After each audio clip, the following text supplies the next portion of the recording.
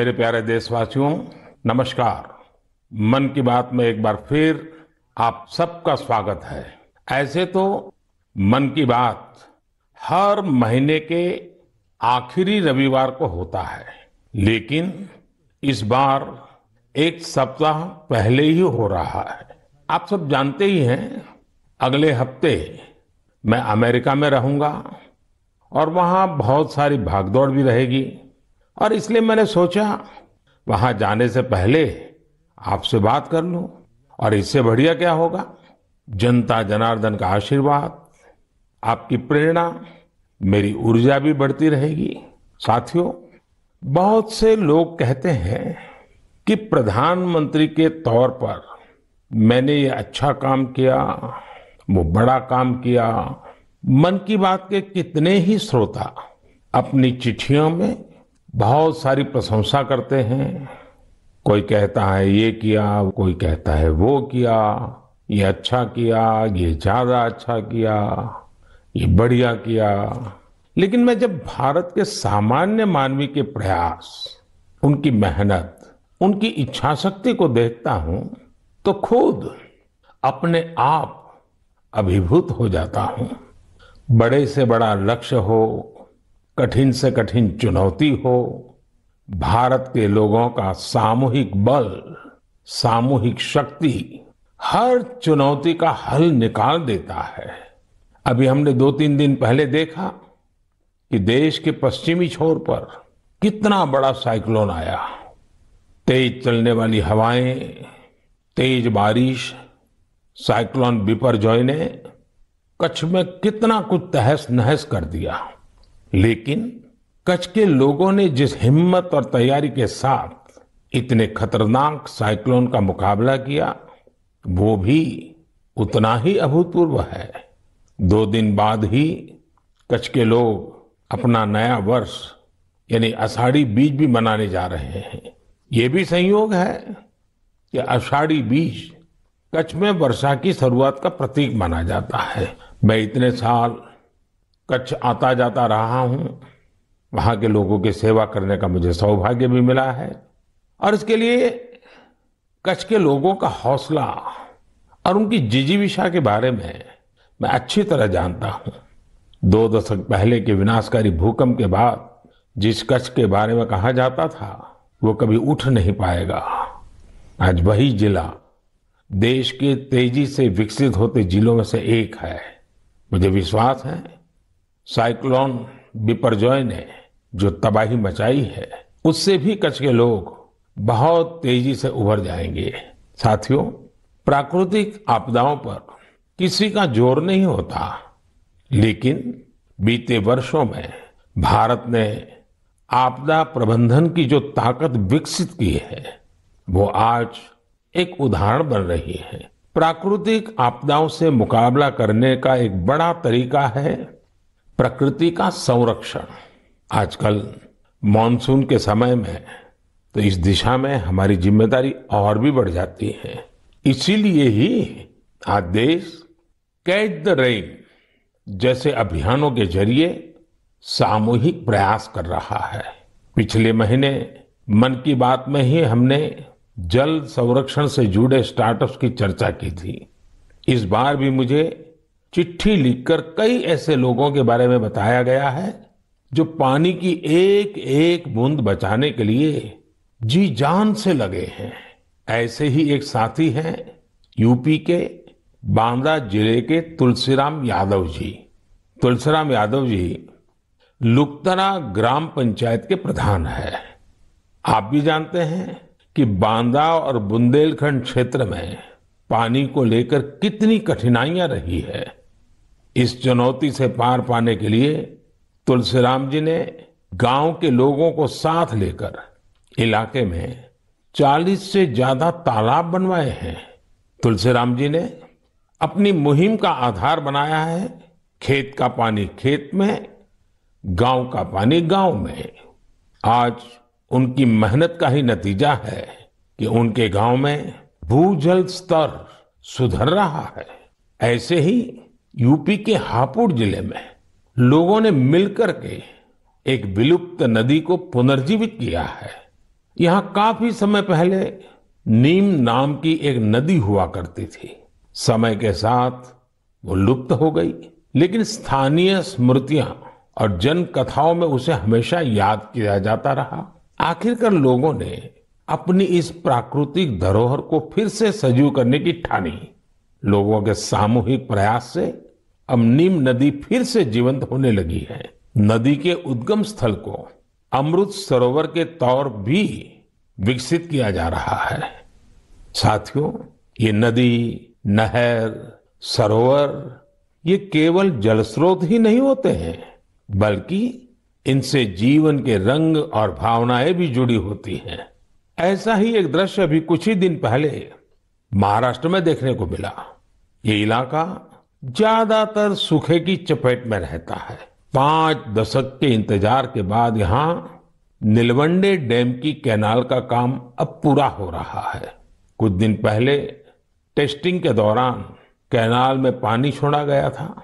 इस दौरान जो तस्वीरें आई वो वाकई भावुक करने वाली थी। गांव के लोग ऐसे झूम रहे थे जैसे होली दिवाली का त्योहार हो। साथियों, जब प्रबंधन की बात हो रही है तो मैं आज छत्रपति शिवाजी महाराज को भी याद करूंगा। छत्रपति शिवाजी महाराज की वीरता के साथ ही उनकी गवर्नेंस और उनके प्रबंध कौशल से भी बहुत कुछ सीखने को मिलता है। विशेषकर जल प्रबंधन और नौसेना को लेकर छत्रपति शिवाजी महाराज ने जो कार्य किए वो आज भी भारतीय इतिहास का गौरव बढ़ाते हैं। उनके बनाए जल दुर्ग इतनी शताब्दियों बाद भी समंदर के बीच में आज भी शान से खड़े हैं। इस महीने की शुरुआत में ही छत्रपति शिवाजी महाराज के राज्याभिषेक के 350 वर्ष पूरे हुए हैं। इस अवसर को एक बड़े पर्व के रूप में मनाया जा रहा है। इस दौरान महाराष्ट्र के रायगढ़ किले में इससे जुड़े भव्य कार्यक्रमों का आयोजन किया गया। मुझे याद है कई वर्ष पहले 2014 में मुझे रायगढ़ जाने, उस पवित्र भूमि को नमन करने का सौभाग्य मिला था। ये हम सबका कर्तव्य है कि उस अवसर पर हम छत्रपति शिवाजी महाराज के प्रबंध कौशल को जानें, उनसे सीखें। इससे हमारे भीतर हमारी विरासत पर गर्व का बोध भी जगेगा और भविष्य के लिए कर्तव्यों की प्रेरणा भी मिलेगी। मेरे प्यारे देशवासियों, आपने रामायण की उस नन्ही गिलहरी के बारे में जरूर सुना होगा जो राम सेतु बनाने में मदद करने के लिए आगे आई थी। कहने का मतलब ये कि जब नीयत साफ हो, प्रयासों में ईमानदारी हो, तो फिर कोई भी लक्ष्य कठिन नहीं रहता। भारत भी आज इसी नेक नियत से एक बहुत बड़ी चुनौती का मुकाबला कर रहा है। ये चुनौती है टीबी की, जिसे क्षय रोग भी कहा जाता है। भारत ने संकल्प किया है 2025 तक टीबी मुक्त भारत बनाने का। लक्ष्य बहुत बड़ा जरूर है। एक समय था जब टीबी का पता चलने के बाद परिवार के लोग ही दूर हो जाते थे, लेकिन ये आज का समय है जब टीबी के मरीज को परिवार का सदस्य बनाकर उनकी मदद की जा रही है। इस क्षय रोग को जड़ से समाप्त करने के लिए निक्षय मित्रों ने मोर्चा संभाल लिया है। देश में बहुत बड़ी संख्या में विभिन्न सामाजिक संस्थाएं निक्षय मित्र बनी हैं। गांव देहात में, पंचायतों में हजारों लोगों ने खुद आगे आकर टीबी मरीजों को गोद लिया है। कितने ही बच्चे हैं जो टीबी मरीजों की मदद के लिए आगे आए हैं। ये जन भागीदारी ही इस अभियान की सबसे बड़ी ताकत है। इसी भागीदारी की वजह से आज देश में 10 लाख से ज्यादा टीबी मरीजों को गोद लिया जा चुका है। और ये पुण्य का काम किया है करीब करीब 85,000 निक्षय मित्रों ने। मुझे खुशी है कि देश के कई सरपंचों ने, ग्राम प्रधानों ने भी ये बीड़ा उठा लिया है कि वो अपने गांव में टीबी को समाप्त करके ही रहेंगे। नैनीताल के एक गांव के निक्षय मित्र श्रीमान दिकर सिंह मेवाड़ी जी ने टीबी के 6 मरीजों को गोद लिया है। ऐसे ही किन्नौर की एक ग्राम पंचायत के प्रधान निक्षय मित्र श्रीमान ज्ञान सिंह जी भी अपने ब्लॉक में टीबी मरीजों को हर जरूरी सहायता उपलब्ध कराने में जुटे हैं। भारत को टीबी मुक्त बनाने की मुहिम में हमारे बच्चे और युवा साथी भी पीछे नहीं है। हिमाचल प्रदेश के ऊना की 7 साल की बेटी नलिनी सिंह का कमाल देखिए। बिटिया नलिनी अपनी पॉकेट मनी से टीबी मरीजों की मदद कर रही है। आप जानते हैं कि बच्चों को गुल्लक से कितना प्यार होता है, लेकिन एमपी के कटनी जिले की 13 साल की मीनाक्षी और पश्चिम बंगाल के डायमंड हार्बर के 11 साल के बश्वर मुखर्जी दोनों ही कुछ अलग ही बच्चे हैं। इन दोनों बच्चों ने अपने गुल्लक के पैसे भी टीबी मुक्त भारत के अभियान में लगा दिए हैं। ये सभी उदाहरण भावुकता से भरे होने के साथ ही बहुत प्रेरक भी हैं।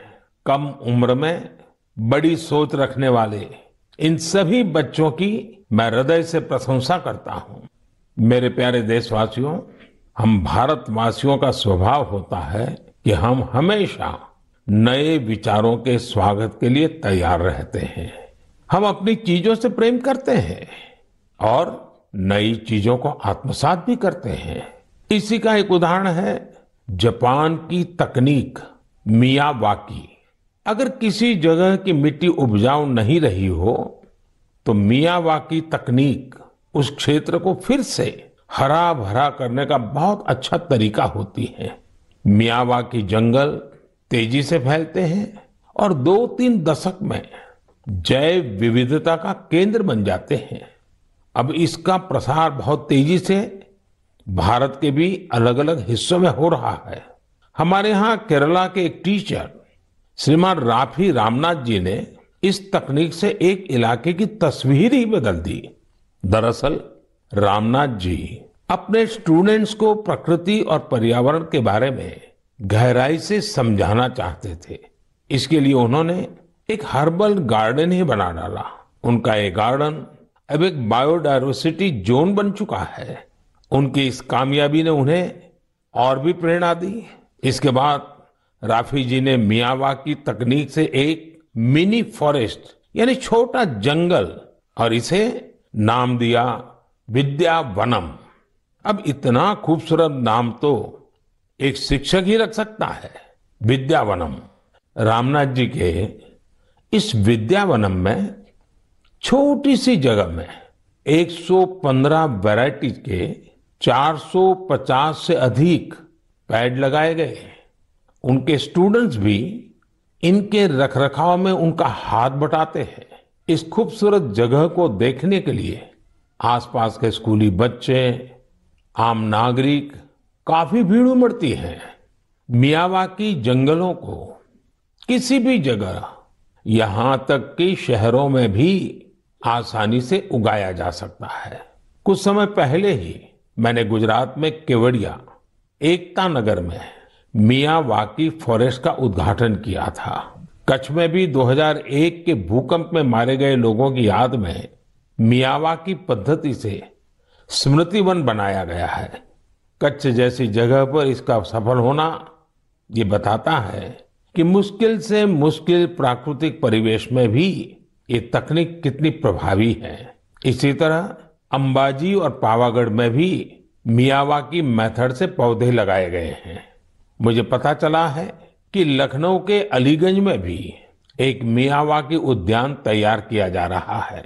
पिछले 4 साल में मुंबई और उसके आसपास के इलाकों में ऐसे 60 से ज्यादा जंगलों पर काम किया गया है। अब तो ये टेक्निक पूरी दुनिया में पसंद की जा रही है। सिंगापुर, पेरिस, ऑस्ट्रेलिया, मलेशिया जैसे कितने ही देशों में इसका बड़े पैमाने पर उपयोग हो रहा है। मैं देशवासियों से, खासकर शहरों में रहने वाले लोगों से आग्रह करूंगा कि वे मियावाकी पद्धति के बारे में जरूर जानने का प्रयास करें। इसके जरिए आप अपनी धरती और प्रकृति को हरा भरा और स्वच्छ बनाने में अमूल्य योगदान दे सकते हैं। मेरे प्यारे देशवासियों, आजकल हमारे देश में जम्मू कश्मीर की खूब चर्चा होती है, कभी बढ़ते पर्यटन के कारण तो कभी G20 के शानदार आयोजनों के कारण। कुछ समय पहले मैंने मन की बात में आपको बताया था कि कैसे कश्मीर के नादरू देश के बाहर भी पसंद किए जा रहे हैं। अब जम्मू कश्मीर के बारामूला जिले के लोगों ने एक कमाल कर दिखाया है।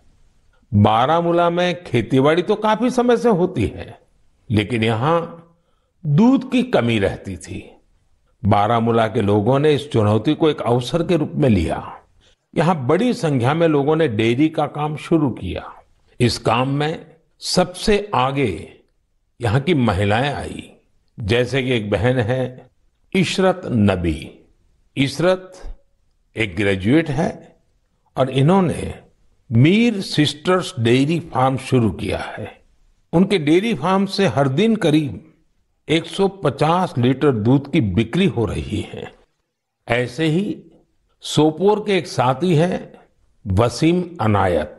वसीम के पास 2 दर्जन से ज्यादा पशु हैं और वो हर दिन 200 लीटर से ज्यादा दूध बेचते हैं। एक और युवा आबिद हुसैन भी डेयरी का काम कर रहे हैं। इनका काम भी खूब आगे बढ़ रहा है। ऐसे लोगों की मेहनत की वजह से ही आज बारामूला में हर रोज 5.5 लाख लीटर दूध उत्पादन हो रहा है। पूरा बारामूला एक नई श्वेत क्रांति की पहचान बन रहा है। पिछले 2.5-3 वर्षों में यहाँ 500 से ज्यादा डेयरी यूनिट्स लगी हैं। बारामूला की डेयरी इंडस्ट्री इस बात की गवाह है कि हमारे देश का हर हिस्सा कितनी संभावनाओं से भरा हुआ है। किसी क्षेत्र के लोगों की सामूहिक इच्छा शक्ति कोई भी लक्ष्य प्राप्त करके दिखा सकती है। मेरे प्यारे देशवासियों, इसी महीने खेल जगत से भारत के लिए कई बड़ी खुशखबरियां आई हैं। भारत की टीम ने पहली बार विमेन्स जूनियर एशिया कप जीतकर तिरंगे की शान बढ़ाई है। इसी महीने हमारी मेंस हॉकी टीम ने भी जूनियर एशिया कप जीता है। इसके साथ ही हम इस टूर्नामेंट के इतिहास में सबसे अधिक जीत दर्ज करने वाले टीम भी बन गए हैं। जूनियर शूटिंग वर्ल्ड कप, उसमें भी हमारी जूनियर टीम ने भी कमाल कर दिया। भारतीय टीम ने इस टूर्नामेंट में पहला स्थान हासिल किया है। इस टूर्नामेंट में कुल जितने गोल्ड मेडल थे, उसमें से 20% अकेले भारत के खाते में आए हैं। इसी जून में एशियन अंडर 20 एथलेटिक चैंपियनशिप भी हुई। इसमें भारत पदक तालिका में 45 देशों में टॉप 3 में रहा। साथियों, पहले एक समय होता था जब हमें अंतर्राष्ट्रीय आयोजनों के बारे में पता तो चलता था, लेकिन उसमें अक्सर भारत का कहीं कोई नाम नहीं होता था। लेकिन आज मैं केवल पिछले कुछ सप्ताह की सफलताओं का जिक्र कर रहा हूं, तो भी लिस्ट इतनी लंबी हो जाती है। यही हमारे युवाओं की असली ताकत है। ऐसे कितने ही खेल और प्रतियोगिताएं हैं जहां आज भारत पहली बार अपनी मौजूदगी दर्ज करवा रहा है। जैसे कि लॉन्ग जंप में श्री शंकर मुरली ने पेरिस डायमंड लीग जैसे प्रतिष्ठित आयोजन में देश को ब्रॉन्ज दिलाया है। ये इस प्रतियोगिता में भारत का पहला मेडल है। ऐसे ही एक सफलता हमारी अंडर 70 वुमेन रेसलिंग टीम ने किर्गिस्तान में भी दर्ज की है। मैं देश के इन सभी एथलीट्स, उनके पेरेंट्स और कोचिज सबको उनके प्रयासों के लिए बहुत बहुत बधाई देता हूं। साथियों, इंटरनेशनल आयोजनों में देश की सफलता के पीछे राष्ट्रीय स्तर पर हमारे खिलाड़ियों की कड़ी मेहनत होती है। आज देश के अलग अलग राज्यों में एक नए उत्साह के साथ खेलों के आयोजन होते हैं। इनसे खिलाड़ियों को खेलने, जीतने और हार से सीखने का मौका मिलता है। जैसे अभी उत्तर प्रदेश में खेलो इंडिया यूनिवर्सिटी गेम्स का आयोजन हुआ। इसमें युवाओं में खूब उत्साह और जोश देखने को मिला। इन खेलों में हमारे युवाओं ने 11 रिकॉर्ड तोड़े हैं। इन खेलों में पंजाब यूनिवर्सिटी, अमृतसर की गुरु नानक देव यूनिवर्सिटी और कर्नाटका की जैन यूनिवर्सिटी मेडल टैली में पहले 3 स्थानों पर रही है। साथियों, ऐसे टूर्नामेंट्स का एक बड़ा पहलू यह भी होता है कि इनसे युवा खिलाड़ियों की कई इंस्पायरिंग स्टोरीज भी सामने आती हैं। खेलो इंडिया यूनिवर्सिटी गेम्स में रोविंग स्पर्धा में असम की कॉटन यूनिवर्सिटी के अन्यतम राजकुमार ऐसे पहले दिव्यांग खिलाड़ी बने जिन्होंने इसमें हिस्सा लिया। बरकतुल्ला यूनिवर्सिटी की निधि पवैया घुटने में गंभीर चोट के बावजूद शॉटपुट में गोल्ड मेडल जीतने में कामयाब रही। सावित्रीबाई फूले पुणे यूनिवर्सिटी के शुभम भंडारे को एंकल इंजरी के चलते पिछले साल बेंगलुरु में निराशा हाथ लगी थी, लेकिन इस बार वे स्टेपल चेस के गोल्ड मेडलिस्ट बने हैं। बर्दवान यूनिवर्सिटी की सरस्वती कुंडू अपनी कबड्डी टीम की कैप्टन है। वे कई मुश्किलों को पार कर यहां तक पहुंची है। बेहतरीन प्रदर्शन करने वाले बहुत सारे एथलीट्स को टॉप स्कीम से भी बहुत मदद मिल रही है। हमारे खिलाड़ी जितना खेलेंगे उतना ही खिलेंगे। मेरे प्यारे देशवासियों, 21 जून भी अब आ ही गई है। इस बार भी विश्व के कोने कोने में लोग अंतर्राष्ट्रीय योग दिवस का उत्सुकता से इंतजार कर रहे हैं। इस वर्ष योग दिवस की थीम है योगा फॉर वसुधैव कुटुंबकम, यानी एक विश्व एक परिवार के रूप में सबके कल्याण के लिए योग। यह योग की उस भावना को व्यक्त करता है जो सबको जोड़ने वाली और साथ लेकर चलने वाली है। हर बार की तरह इस बार भी देश के कोने कोने में योग से जुड़े कार्यक्रम आयोजित किए जाएंगे। साथियों, इस बार मुझे न्यूयॉर्क के संयुक्त राष्ट्र मुख्यालय यूएन में होने वाले योग दिवस कार्यक्रम में शामिल होने का अवसर मिलेगा। मैं देख रहा हूं कि सोशल मीडिया पर भी योग दिवस को लेकर गजब का उत्साह दिख रहा है। साथियों, मेरा आप सभी से आग्रह है कि आप योग को अपने जीवन में जरूर अपनाएं, इसे अपनी दिनचर्या का हिस्सा बनाएं।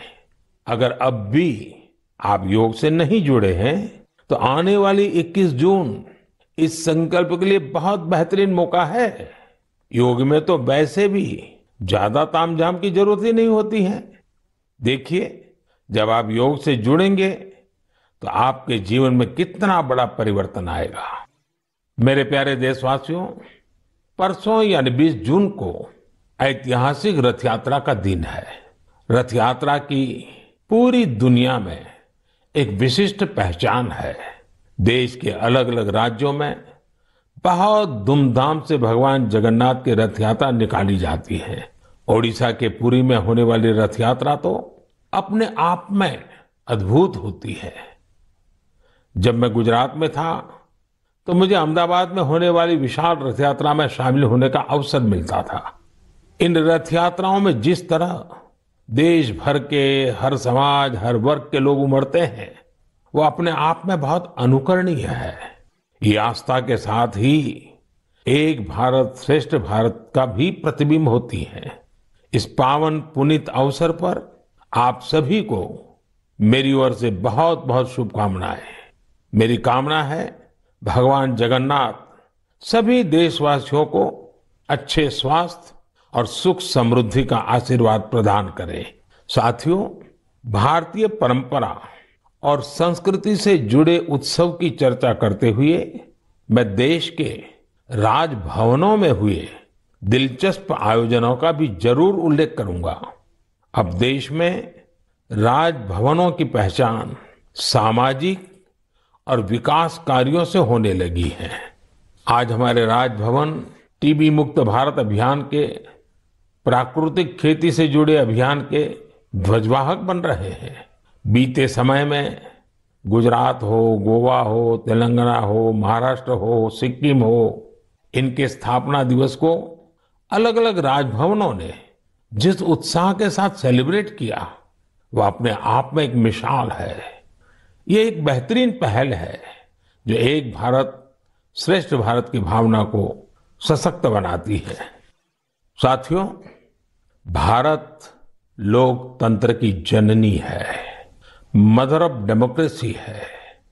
हम अपने लोकतांत्रिक आदर्शों को सर्वोपरि मानते हैं, अपने संविधान को सर्वोपरि मानते हैं। इसलिए हम 25 जून को भी कभी भुला नहीं सकते। यह वही दिन है जब हमारे देश पर इमरजेंसी थोपी गई थी। यह भारत के इतिहास का काला दौर था।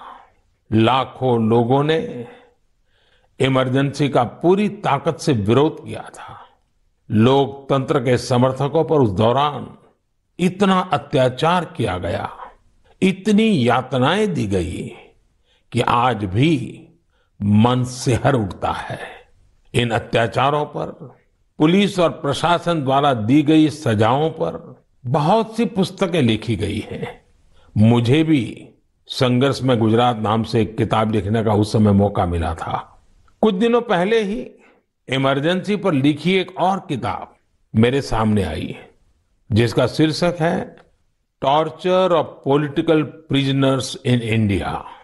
इमरजेंसी के दौरान छपी इस पुस्तक में वर्णन किया गया है कि कैसे उस समय की सरकार लोकतंत्र के रखवालों से क्रूरतम व्यवहार कर रही थी।